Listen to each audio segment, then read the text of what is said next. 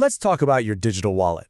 You know, when it comes to fraud, just waiting for an alert to pop up, well, that's already too late. So today, we're going to flip that script completely. Instead of just reacting to threats, we're going to proactively build a digital fortress, one that keeps your money safe right from the very start. Now, just so you know where all this is coming from, this is the second part of a 5-part series. We're pulling all this great info from a consumer guide by Virtualization Options LLC. It's all presented as a public service, really just to help all of us stay a little bit safer out there. In our focus today, it's all about prevention. And here's the thing, we're not just going to give you a boring list of tips. No, we're going to make this feel empowering. Think of yourself as a builder, because today we are literally constructing a fortress to protect your digital life. Every single thing we cover is another stone in that wall. And you know, every good fortress is built in layers. So first, we'll lay the foundation with the right tools and setup. Then we'll build up the walls with smart, safe habits. And finally, we'll climb up to the watchtower with active monitoring. Ready to start building? Let's get into it. Okay, Section 1, the right tools and setup. This is our foundation. It's so important because a fortress built on shaky ground, it's just going to crumble.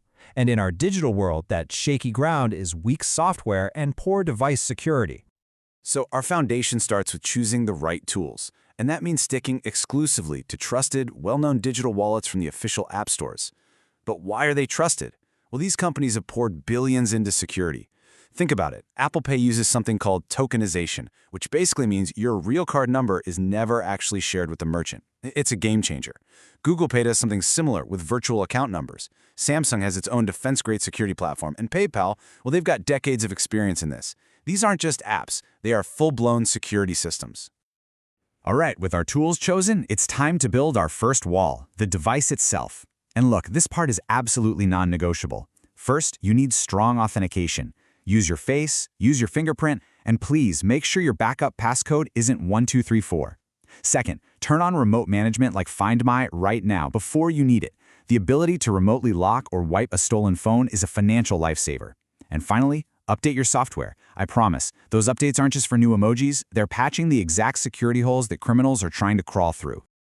Okay, our foundation is solid. The first wall is up.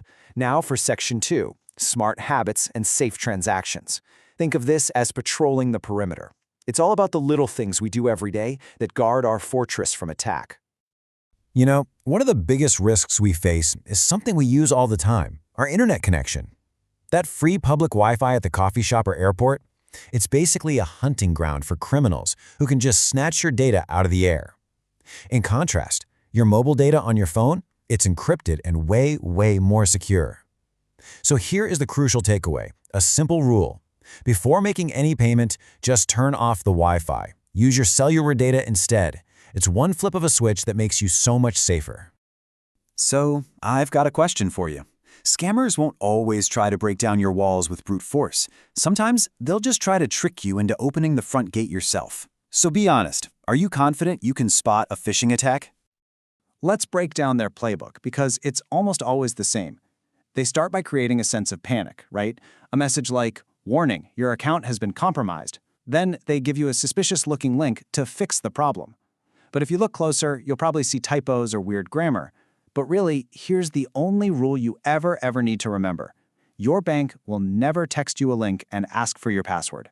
Period. If you get a message like this, just delete it. Then go directly to your bank's official app or website yourself to check. And that brings us to our final, and maybe the most active, layer of our defense. Section 3, Active Monitoring and Control. This is our watchtower. This is what gives us that high vantage point to see everything that's happening around our fortress. Vigilance is your ultimate weapon here. So first, go into your apps right now and turn on real-time alerts for every single transaction, no matter how small. Why?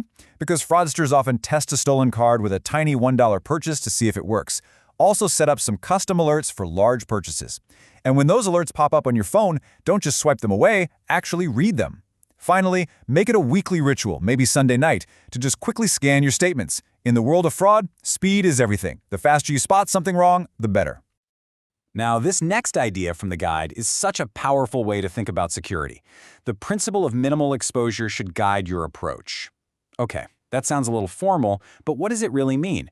It means reducing the number of doors and windows a bad guy could possibly use to get into our fortress.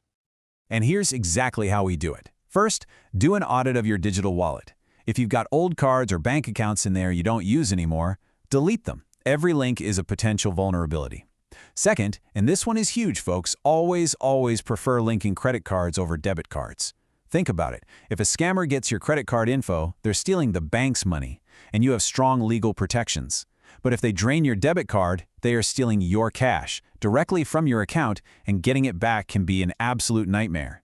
And lastly, don't use your wallet app like a savings account. Keep the stored balance low, since that money might not have the same protections as a real bank account.